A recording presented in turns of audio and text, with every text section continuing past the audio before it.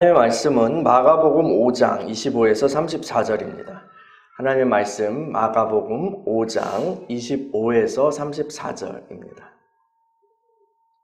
다 같이 한 목소리로 읽겠습니다. 시작. 12해를 혈루증으로 앓아온 한 여자가 있어 많은 의사에게 많은 괴로움을 받았고 가진 것도 다 허비하였으되 아무 효험이 없고 도리어 더 중하여졌던 자에 예수의 소문을 듣고 무리 가운데 끼어 뒤로 와서 그의 옷에 손을 대니 이는 내가 그의 옷에만 손을 대어도 구원을 받으리라 생각함일러라.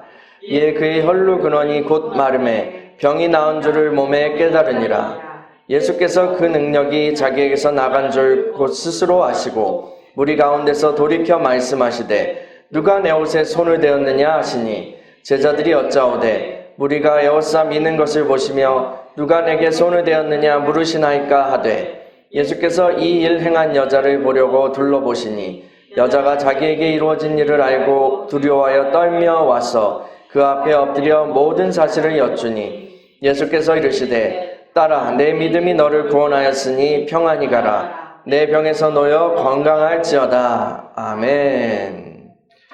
사랑하는 주님, 오늘도 주의 말씀 앞에 서게 하시니 감사합니다. 주님, 이 시간에 하늘문을 열어주시고 주의 음성 들려주셔서 주님의 말씀으로 우리의 심령이 새로워지며 또한 형성되어서 그리스도의 아름다운 그런 형상으로 장성한 분량으로 자라갈 수 있도록 인도하여 주옵소서. 또한 각자에게 필요한 하나님의 은혜들을 잘 받아갈 수 있도록 우리에게 믿음의 은총, 믿음의 선물을 더하시고 말씀을 전하는 종을 붙들어 주셔서 능력과 큰 권세와 큰 믿음 가운데에서 주님의 말씀을 선포하게 하여 주옵소서. 예수님의 이름으로 기도합니다. 아멘.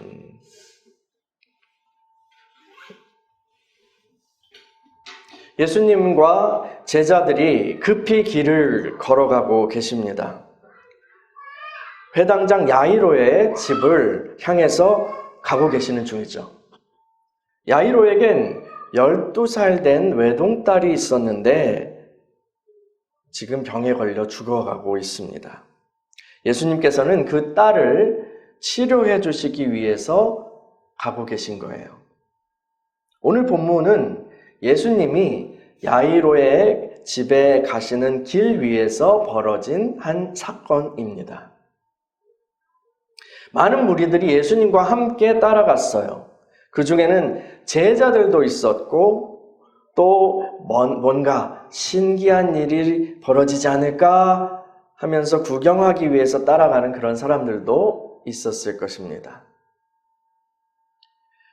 그런데 한 여인이 그 많은 무리를 뚫고 예수님의 뒤쪽으로 와서 주님의 옷에 손을 대었습니다. 그 후에 여인은 깜짝 놀란 표정으로 자신을 바라봅니다. 그때 길을 가던 예수님께서 갑자기 멈춰 서십니다. 누가 내 옷에 손을 대었는가? 궁예, 아니 예수님이 말씀하십니다. 제자들은 주님이 또 이상한 말씀을 하신다는 그런 태도로 말합니다. 아니 선생님, 이렇게 많은 사람들이 에워싸 밀고 있는데요. 그런데 누가 만지다뇨? 여기 있는 사람들이 만졌죠.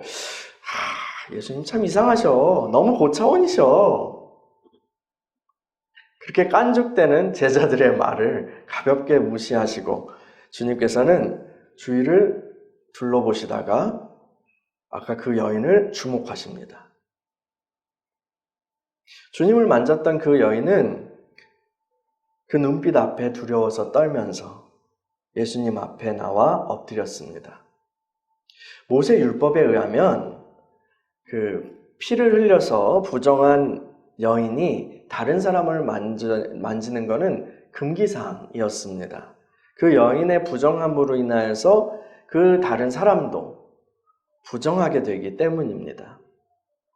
그 여인은 예수님 앞에 엎드려서 자신의 이야기를 다 말해요. 자초지종을 고백하였습니다. 여인의 예상과는 달리 예수님께서는 이 여인을 나무라지 않으셨어요. 오히려 이 여인을 위로하시고 이렇게 말씀하십니다. 딸아, 내 믿음이 너를 구원하였으니 평안히 가라. 내 병에서 놓여 건강할지어다. 감동적인 이야기예요. 그렇죠? 저는 이 이야기 참 좋아합니다. 이 여인이 치유받은 날 많은 사람들이 주님 곁에 있었습니다. 주님 옷과 몸에 손이 닿았던 사람도 매우 많았습니다.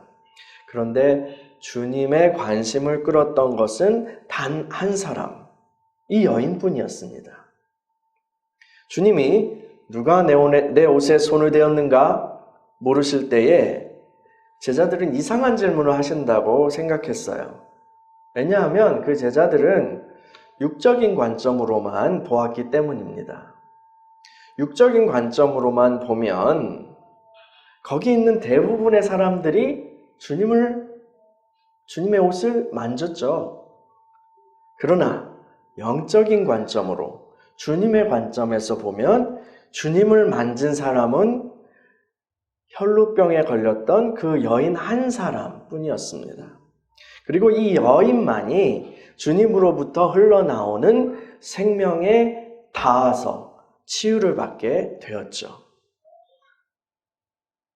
자신이 그리스도인이라고 생각하는 많은 사람들이 있습니다. 종교란에 자신의 종교를 그리스도교라고 쓰는 많은 사람들이 있어요. 그 중에서는 또 정기적으로 교회 모임에 빠지지 않고 참여하는 사람들도 있습니다. 이분들은 주일이면 이제 예배당에 앉아서 함께 찬송을 부르고 예배를 드리죠. 이 사람들은 주님을 애워싼 무리들과 같습니다. 그 중에 어떤 사람은 주님을 만지지만 어떤 사람들은 단지 육신적인 접촉만 있을 뿐 주님과의 영적인 접촉은, 생명적인 접촉은 일어나지 않습니다. 예배당에 앉아 있어도 주님을 만지지 못한 사람들이 있을 수 있습니다. 교회 봉사를 열심히 하고 헌금도 하고 심지어 사역을 하는 사람들도 주님을 만지지 못하고 시간을 보낼 수 있습니다.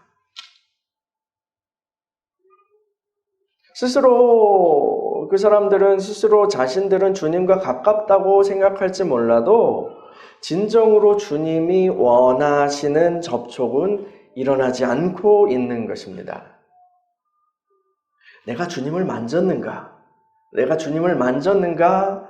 그것이 알고 싶다면 자기 자신의 변화를 살피면 됩니다.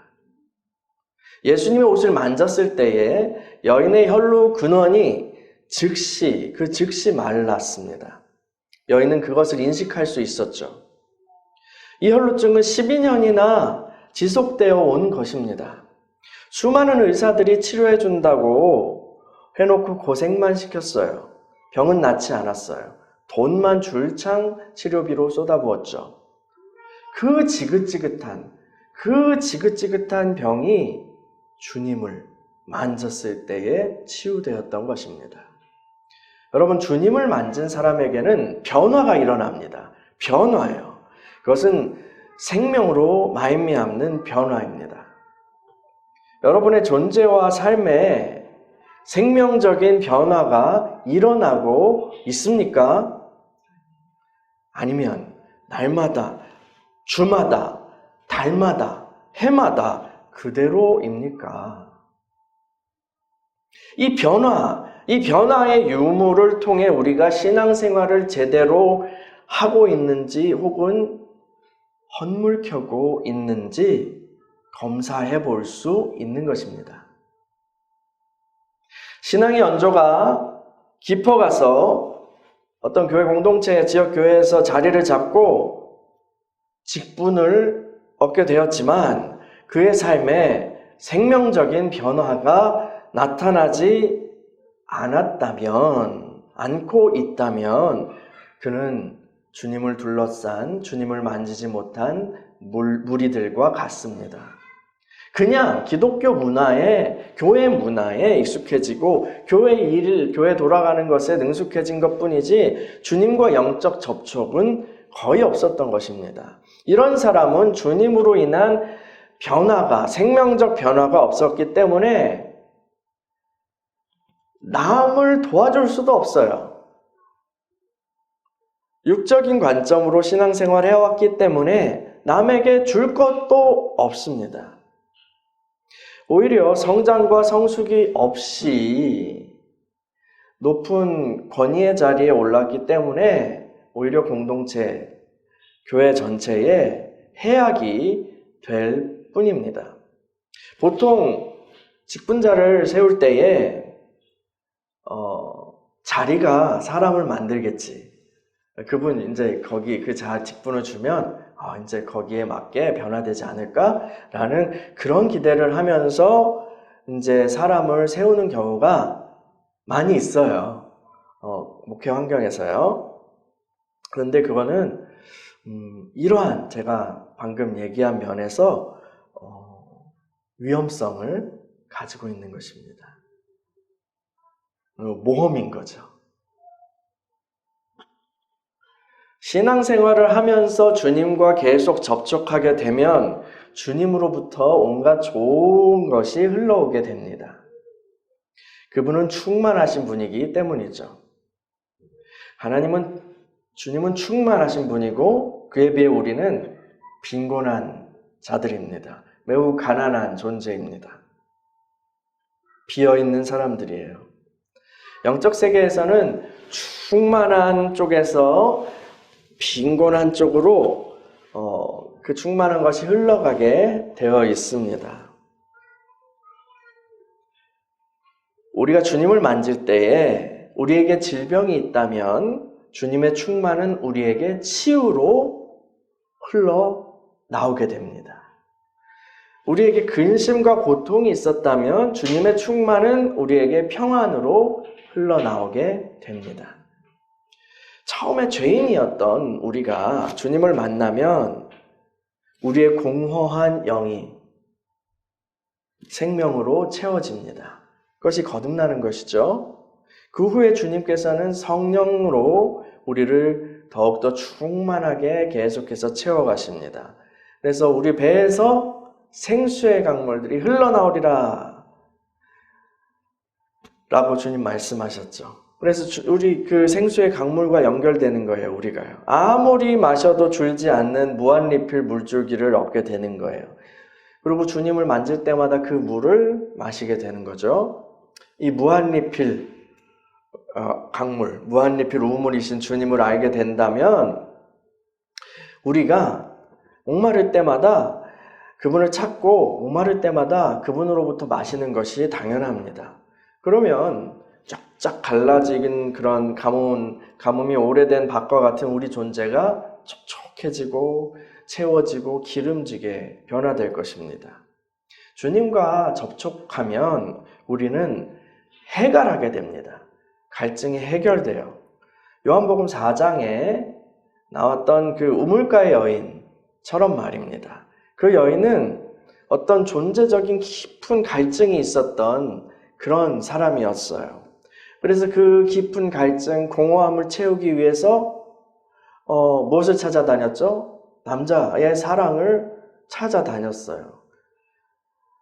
그렇게 헤매고 다녔어요. 근데 만나는 남자마다 그걸 채워주는 남자는 없었나 봐요. 계속 이제 갈아타고 결국 이상한 남자들만 만나서 상처만 받고 남은 것은 그 여인에 대한 좋지 않은 평판, 수군거림, 사람들의 손가락질 뿐이었죠. 그래서 이 여인은 너무 더워서 사람들이 움직이지 않는 그런 시간을 골라서 그런 시간만 골라서 우물가에 찾아와 물을 담아가는 그러한 삶을 살아가고 있었죠. 그러나 어느 날 그 여인은 영원히 목마르지 않는 생수를 주시는 분을 만나게 됩니다. 우리 주 예수 그리스도를 만나게 되죠. 그 예수님을 만나고 그 여인은 그 물통을 집어 던지고 마을로 달려가 그리스도를 만남을 증거하기 시작합니다. 그 여인의 깊은 갈증과 공허가 채워지기 시작한 것입니다. 우리 존재의 깊은 공허는 오직 주님으로만 채울 수 있는 자리입니다. 주님 아닌 다른 것으로는 채울 수 없어요. 주님 아닌 다른 것으로 그것을 채우려고 해봤자 우리 삶만 더욱 피곤해지고 꼬일 뿐입니다. 이 세상에서 가진 것이 너무 많아서 주님이 필요하다는 사실조차 제대로 느끼지 못하는 사람들이 있습니다. 이러한 사람들은 사실상 불행한 사람들입니다. 실상은 공허하지만 자신이 부유하다고 생각하기 때문이에요. 삶에서 느끼는 여러 가지 부족함으로 인하여서 마음이 이제 가난하게 된 사람은 그 스스로나 세상 사람들은 불행하네 라고 할지 몰라도 우리 주님께서 어떻게 말씀하셨죠? 마음이 가난한 자는 복이 있다. 삶에서 느끼는 여러 가지 부족함으로 인하여서 그래서 마음이 가난해지는 그런 일들은 영원한 관점에서 보면 매우 좋은 찬스예요. 매우 좋은 찬스입니다. 그 시간은 매우 좋은 찬스예요. 주님을 위한 자리가 온전히 비어있고 열려져 있기 때문이죠. 그래서 그 상한 마음은, 그 가난한 마음은 주님을 위한 은혜의 자리가 되고 주님을 향한 부르짖음의 동력이 됩니다. 주님의 옷자락을 만진 것만으로 여인은 병고침을 얻었습니다. 주님은 이 여인에게 너의 믿음이 너를 구원하였다라고 말씀하셨죠. 이 믿음은 여인의 간절함으로부터 잉태된 것이라고 할 수 있습니다. 간절하며 절박하며. 이 여인이 12년 동안 엄청나게 고생했다고 했어요. 그런데 이 여인이 12년 동안 엄청나게 질병으로 고생하지 않았다면 지금 주님께서 말씀하신 이 믿음은 없었을 것입니다. 도중에 그냥 적당하게 병이 고쳐졌으면 의사를 믿는 믿음으로 끝났을 거예요. 의사 선생님 대단하네. 또 돈을 믿는 믿음으로 끝났을 거예요. 여러분, 12년간 투병을 했어요. 12년간 치료비를 쓸 수 있었다면 이 여인 처음부터 가난뱅이는 아니었을 거예요. 그렇죠? 보통 사람들은 지금도 3년, 5년 정도 투병하면 재정이 바닥나기 마련입니다. 우리나라 같이 의료 시스템이 참 좋은 그런 곳에 있다 하여도 생활비를 벌기가 어렵잖아요. 일단 투병 생활을 하면요. 미국 같은 곳은 그냥 사보험이 제대로 되어 있지 않으면 그냥 바로 파산이죠. 바로 파산. 그런데 이 여인은 12년간 의료비로 투입할 재정이 있었던 거예요. 그러면서 계속 또 생계를 유지할 수 있었죠. 그거는 재산이 어느 정도 평균 이상 있었다는 사람이라고 추측해 볼 수 있습니다. 근데 12년 동안 다 쓴 거예요, 그것도요.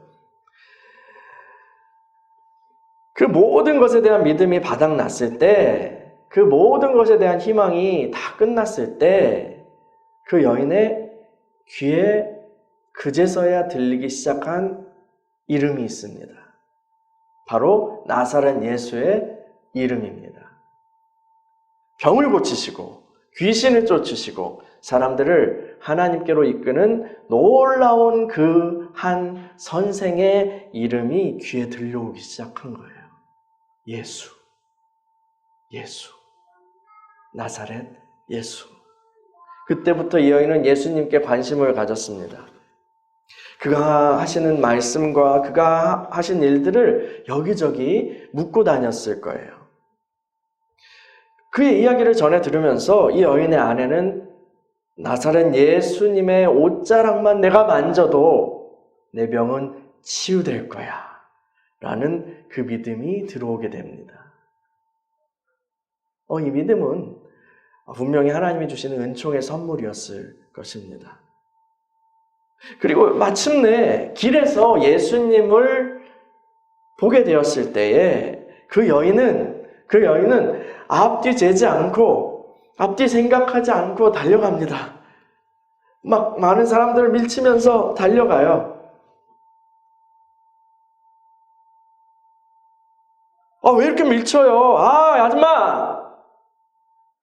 그렇게 쏘아보는 사람들이 있어도 그 여인은 아랑곳하지 않고 죄송합니다 하면서 계속 달려가요. 계속 해치고 예수님을 향해서 갑니다. 예수님을 향해서요. 그 주위 얘기를 들어보니까 한 죽어가는 소녀를, 위독한 소녀를 위해서 급히 가고 계신데요. 예수님 바쁘시구나. 근데 이 여인은 거기서 양보하지 않아요. 양보할 때가 아니에요. 포기하지 않아요. 배려할 때가 아니에요. 예의 차릴 때가 아니에요. 포기할 수 없어요. 내가 그 옷자락만이라도, 그분의 옷자락만 만지면 돼. 그분의 옷자락만 만지면 돼. 하면서 계속 가는 거예요. 밀치면서. 조금만 더. 주님 살려주세요. 이 병을 고쳐주세요. 마침내 그 주님의 뒤에 다다르죠. 그리고 손을 뻗어서 옷에 손을 댑니다. 뭔가 뜨거운 것이 그분으로부터 나에게 흘러 들어오는 것이 느껴집니다. 그리고 내 몸에 나를 괴롭혔던 그 어두움이, 지긋지긋한 어두움이 빠져나가는 것 같아요. 그것이 빠져나갑니다. 그리고 피가 멈췄습니다. 병 고침을 받게 된 것이죠. 누가 내 옷에 손을 대었는가? 여인은 두려운 마음이 들었지만 주님 앞에 나가 엎드려서 자신의 이야기를 하였습니다.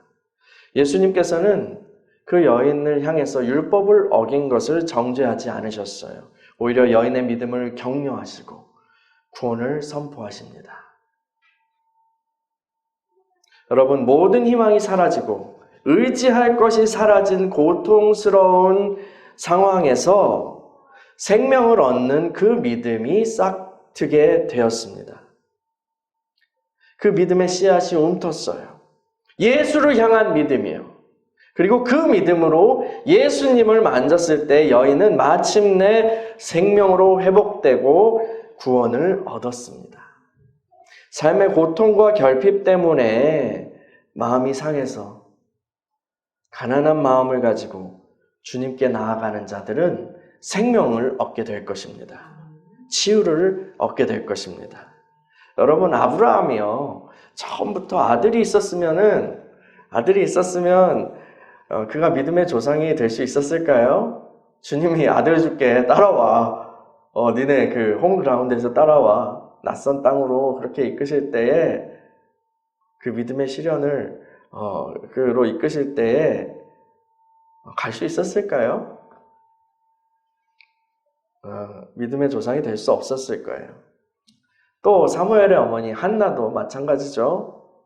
그가 문제없이 아기를 순풍순풍 잘 낳고 남편사랑도 받고 행복하고 그랬으면 성전에 나와서 이렇게 기도할 일도 없었을 거예요. 부족함도 없는데, 나날이 행복한데 성전에 나와가지고 이렇게 엎드려서, 그래서 부족한 게 없었으면 그렇게 기도할 일도 없었을 것이고, 한나가 주님의 마음을 알 일도 없었을 것이고, 그 시대를 위해서 한 사람이 절실하게 필요하다라는 것을 그 마음, 하나님의 마음을 알 일도 없었을 것이고, 사무엘도 결국 없었을 거예요. 이 아브라함과 한나, 또 그 밖에 성경에 나오는 많은 결핍이 있었던 사람들, 처음에 그들이 괴로워했던 그런 결핍들은 사실은 주님의 놀라운 은총을 위한 갈망, 그리고 믿음의 은혜의 자리가 되었던 것입니다. 여러분, 잔느 귀용 부인 아세요?